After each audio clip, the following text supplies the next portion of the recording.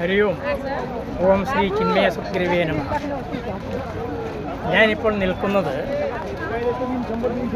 അത്യന്തം പവിത്രമായ ത്രിവേണി സംഗമസ്ഥാനത്താണ്. 3 പുണ്യനദികളുടെ സംഗമസ്ഥാനം. ഗംഗ, യമുന, ഗുപ്തവാഹിനിയായ സരസ്വതി. ഇവിടെയാണ് നിൽക്കുന്നത്. അതായത് ഈ സംഗമസ്ഥാനത്ത് സംഗമഭൂമിയിൽ ഈ നദിയിൽ ത്രിവേണി സംഗമത്തിൽ 7 തവണ മുങ്ങിക്കുളിച്ചതിന് ശേഷമാണ് ഞാനിപ്പോൾ ഇവിടെ നിൽക്കുന്നത്. ലോകത്തെങ്ങും സംഭവിക്കുന്ന കാര്യങ്ങളിൽ അതുല്യമായ സമാനതയില്ലാത്ത ഒരു അപൂർവ സംഗമമാണിത്. ലക്ഷക്കണക്കിനല്ല കോടിക്കണക്കിനാണ് ഈ 1.5 മാസത്തെ ഈ സമ്മേളനത്തിൽ, ഈ മേളനത്തിൽ ഭക്തർ പങ്കെടുക്കുന്നത്.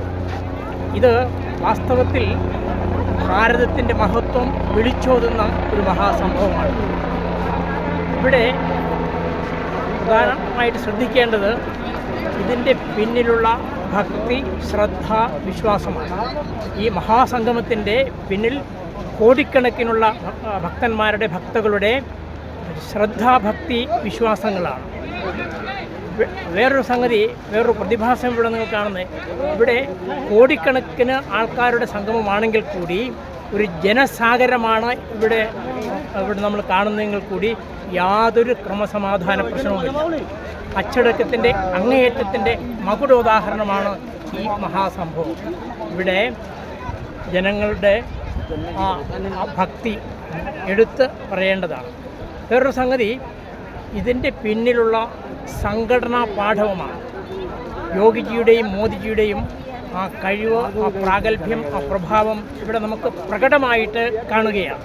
തീർച്ചയായിട്ടും ഇത് ഓരോ ഭാരതീയനും അഭിമാനിക്കാവുന്നതാണ്. ഇന്ത്യയിലുള്ളവർക്ക് മാത്രമല്ല, പ്രവാസികളായ ഭാരതീയർക്ക് കൂടി ഈ മഹാസംഗമം അഭിമാനാർഹമായിട്ടൊരു സംഗതിയുമാണ്. ഏതായാലും ഇവിടെ വന്ന് പങ്കെടുക്കാൻ സാധിച്ചതിൽ വളരെ വലിയൊരു ഭാഗ്യമായിട്ട് കരുതുന്നു. ഇത് ഒരു മനുഷ്യായുസിൽ ഒരിക്കൽ മാത്രം സംഭവിക്കുന്ന പറയാൻ പറ്റില്ല, 2 മനുഷ്യായുസുകളിൽ ഒരിക്കൽ സംഭവിക്കുന്ന സംഗതിയാണ്.